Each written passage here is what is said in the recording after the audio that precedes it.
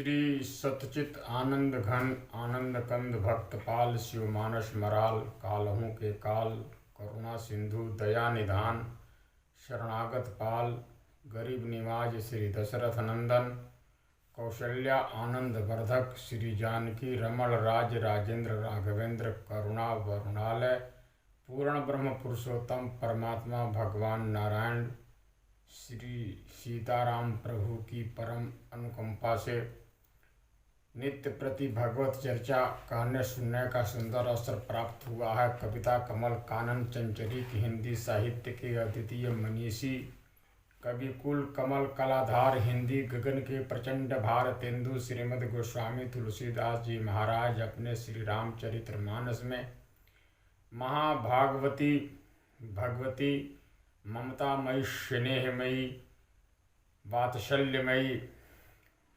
शबरी माता जी का जो नवधा भक्ति का वर्णन करते हुए बड़ी सुंदर तरीके से उन्होंने 9 प्रकार की भक्ति का भगवान श्री राम के मुख से वर्णन किया है। प्रथम भगति संतन कर संगा, दूसर रति मम कथा प्रसंगा, गुरुपद पंकज सेवा, तीसरी भगति अमान। इस प्रकार से 9 प्रकार की भक्ति है। तो गुरुपद पंकज सेवा, तीसरी भक्ति अमान, 9 प्रकार की भक्ति जिसके अंदर में हो जाती है। नवम हुए कहूँ जिनके होई, नारी पुरुष सचराचर कोई। तो उन 9 भक्तियों में जो एक भक्ति भी जिसके जीवन में उतर जाती है, भगवान श्री राम कहते हैं कि वो हमको अत्यंत प्रिय है।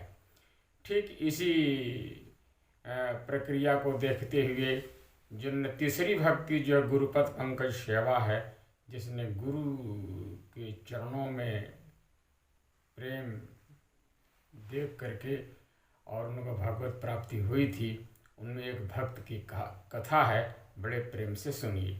सभी मनुष्य कहा करते हैं कि पानी पीजे छान के और गुरु कीजिए जान के, परंतु मैं आज यह सिद्ध करने के प्रयास में हूँ कि यदि गुरु में श्रद्धा है, शिष्य में सच्ची गुरु भक्ति है, तो उसे भगवत प्राप्ति हो सकती है। शिष्य की गुरु भक्ति साधारण गुरु की गुरुत्व शक्ति प्राप्त करा सकती है। इसीलिए श्री रामचरितमानस में श्री राघवेंद्र सरकार ने परम भक्ता सबरी जी से कहा है कि गुरु पद पंकज सेवा, तीसरी भगति अमान। एक उत्तम भागवती व्यास ने उस राजकुमारी का नाम वैराग्यवती इसीलिए कहा था कि उसे 5 वर्ष की आयु में ही विलासिता से वैराग्य हो गया था। माता उसे विशेष पदार्थ भोजन के लिए निमित्त देती तो उन्हें वो फेंक देती थी। सूखी रोटी और भुने हुए चने ही खाया करती थी।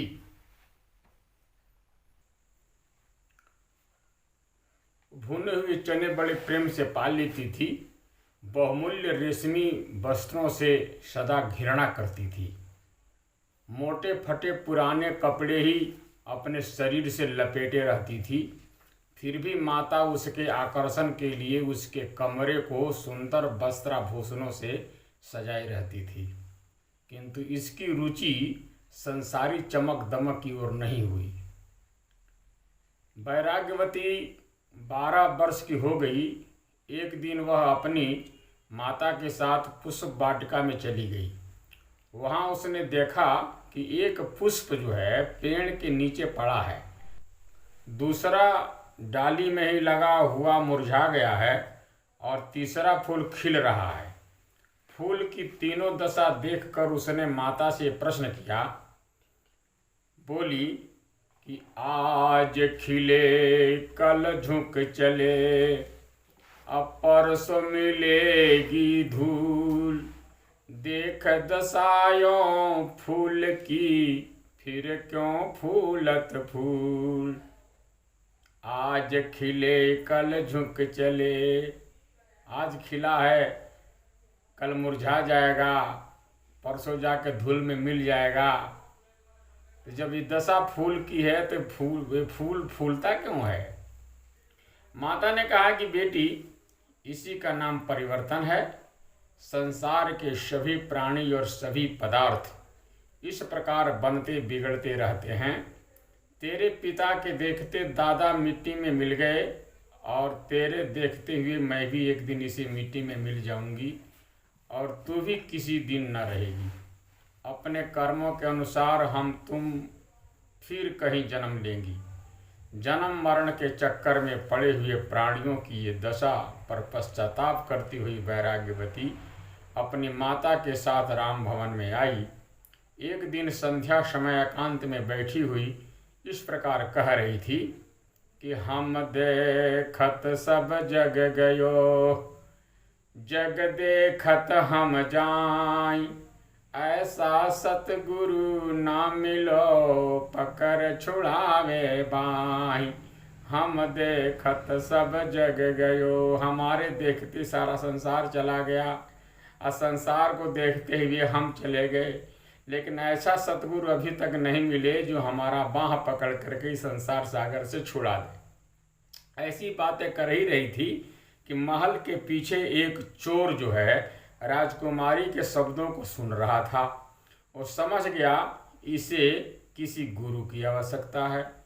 दूसरे दिन संध्या समय लुकता छिपता चोर साधु के वेश में राजपुत्री के द्वार पर पहुंचा और पीने को पानी मांगने लगा। उस समय राजकुमारी अकेली ही थी। तुरंत जल लेकर बाहर आई और साधु ने उससे प्रश्न किया कि क्या तुम दीक्षित हो, तुमने किसी गुरु से मंत्र लिया है? राजकुमारी ने कहा अभी नहीं लिया। तो छदम बेसी कपटी बेसी साधु ने कहा कि अदीक्षित के हाथ से हम जल न पिएंगे। राजपुत्री ने बड़ी दीनता से हाथ जोड़कर प्रार्थना की, महाराज आप ही मुझे गुरु मंत्र देकर कृतार्थ करिएगा। वह कपटी साधु बोला, हम त्यागियों का मंत्र राजभवनों में नहीं दिया जाता, वर्षों जंगलों में सेवा करने पर ही गुरु मंत्र प्राप्त होता है। अगर तेरी इच्छा है तो त्याग दे इन उच्च अट्टालियों को, तभी तुझे सच्चा सुख शांति और मोक्ष पद प्राप्त होगा। चल सघन वन में। राजकुमारी बड़ी प्रसन्न हुई, कहने लगी कि साथ में क्या क्या ले चलूं? तो मायावी कपटी साधु ने कहा कि अपने आभूषणों की पिटारी। वैराग्यवती संसार के आवागमन से मुक्ति पाने के लिए पहले से ही उतावली थी। तुरंत ही एक पिटारी में बहुत से बहुमूल्य आभूषण लेकर उसी क्षण उसके पीछे चल दी। बहुत दूर चलने पर जब सघन वन आ गया तब वह प्रपंची साधु एक वट वृक्ष के नीचे ठहर गया। कमर से एक रस्सी निकालकर राजकुमारी के दोनों हाथ मंत्र पढ़ते हुए बांध कर कहने लगा कि बेटी घबराना मत, यह दीक्षा संस्कार ऐसा ही होता है। अभी हम तुझे मंत्रों से बांधते हैं और फिर मंत्रों से ही खोलेंगे। गुरु भक्ता वह राजकन्या कुछ न बोली, चुपचाप बंधती रही, यहाँ तक कि उस दुष्ट ने उसे वट वृक्ष से जकड़ दिया। गहनों की पिटारी उठाई और चलने लगा। वैराग्यवती ने विनम्र भाव से कहा, गुरुदेव आप कहाँ जा रहे हैं? उसने कहा कि तेरी आयु का एक प्रहर बीत गया है, दूसरे प्रहर बीतने पर आऊँगा, तब इस बंधन से मुक्त करूँगा। रात बीत गई परंतु वह न आया। इधर प्रातः काल होने पर राजकुमारी की दासियां सेवा के लिए आई। बहुत ढूंढने पर भी न मिली तो महारानी से कहा कि राजकुमारी जी अपने महल में नहीं हैं। एकदम कोहराम मच गया। राजा के पास समाचार भेजा गया। उन्होंने चारों ओर घुड़सवार दौड़ाए। कुछ सेवकों को साथ लिए राजा ढूंढता हुआ स्वयं उस बट वृक्ष के नीचे आया। अपनी प्यारी पुत्री की यह दशा देखकर बड़ा दुखी हुआ और पूछने लगा कि बेटी यहाँ किस तरह आई, तुझे कौन बांध गया है? पुत्री ने कहा कि मुझे गुरुदेव बांध गए हैं, वही छोड़ने के लिए आवेंगे। आप मेरे बंधन खोलने की चेष्टा न करें, क्योंकि गुरु के बचन प्रतीति न जेहि, सपन हो सुगम न सुख सुधि तेहि। आप मेरी चिंता न करें, मुझे गुरु आज्ञा का पालन करने दीजिए। पुत्री की बात सुनकर राजा निराश होकर चला गया। जब इस प्रकार बंधन में पड़े तीसरा दिन हो गया, तब तो भगवान का आसन डोल उठा। उन्होंने नारद जी से कहा कि मेरा आसन बार बार डोल रहा है, आप जाकर देखिए कौन तपस्या कर रहा है। नारद बाबा मृत्युलोक में आए और देखा एक कृषकाई बालिका वट वृक्ष से बंधी पड़ी है। समझ गए भगवान को शशंक करने वाली यही समस्या है, इसे तो मैं अभी ठीक किए देता हूँ।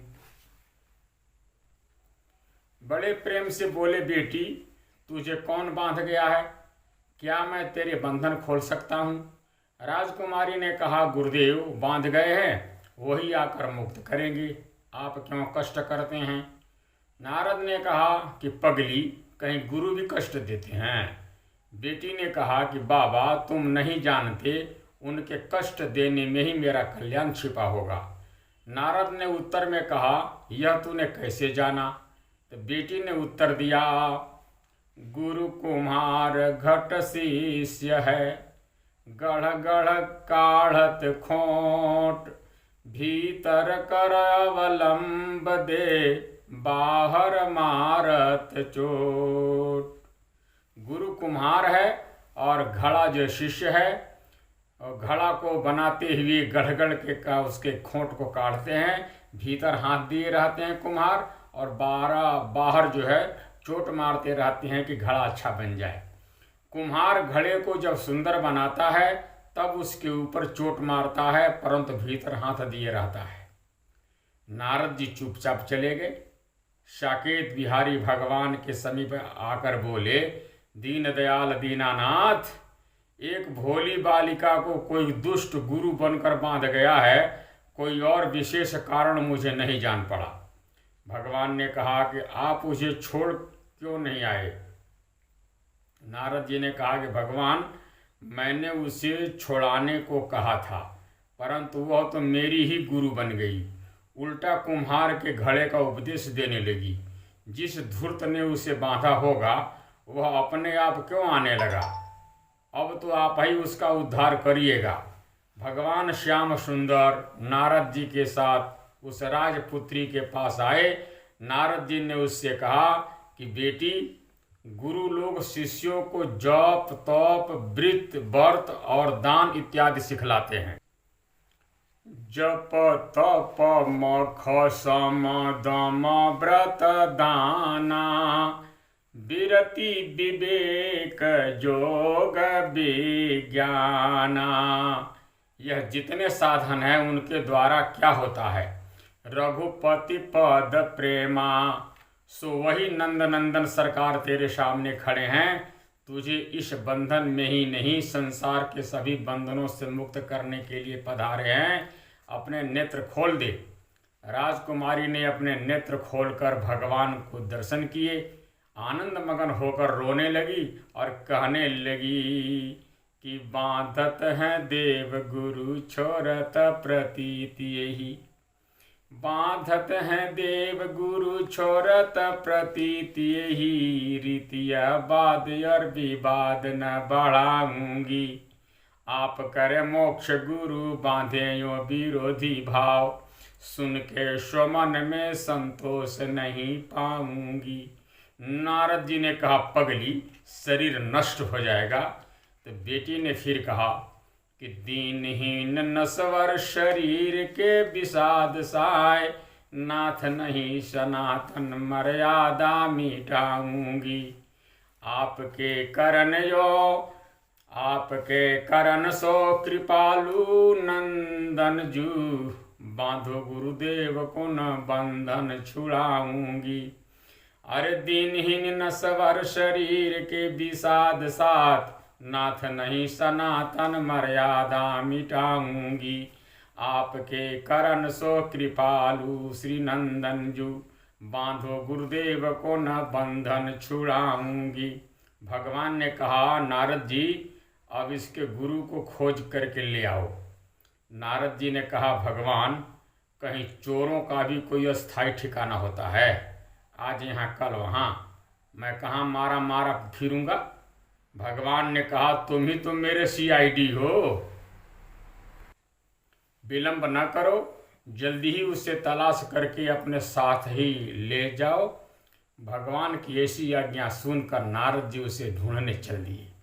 एक जगह वही चोर साधु भेष में मिल गया। नारद जी ने कहा कि चलो, तुम्हें भगवान ने बुलाया है। वो बोल उठा, नहीं नहीं बाबा, किसी और भक्त को बुलाया होगा, तुम भूल रहे हो, मैं तो चोर हूँ। नारद जी ने जोर देकर कहा, मैं नहीं भूल रहा हूँ, तुम्ही को बुलाया है। चोर ने कहा, इसका कारण? नारद जी कहने लगे, तुम्हारी शिष्या राजपुत्री को दर्शन दे रहे हैं, मुझे दर्शन देते हैं और तुम्हें भी दर्शन देना चाहते हैं, परंतु है न सराहन योग्य सुहा, जेहि ने जग के सब भोज तजे हैं। अरे है न सराहन योग्य सुहा, जेहि ने जग के सब भोज तजे हैं। आदर्श दिखावत मोहि रहे, अगुण गावत धावत अंक थके हैं।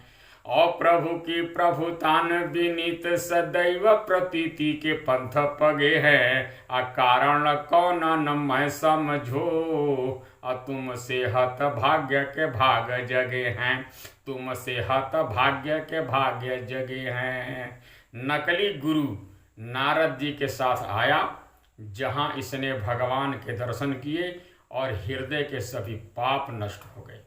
भगवान श्याम सुंदर ने मुस्कुराते हुए कहा, अपनी इस शिष्या का बंधन खोल दो, इसका दीक्षा संस्कार तुम्हारे द्वारा बड़ा ही उत्तम हुआ है। राजकुमारी बंधन मुक्त होकर देखती है कि एक ओर भगवान खड़े हैं, दूसरी ओर गुरुदेव।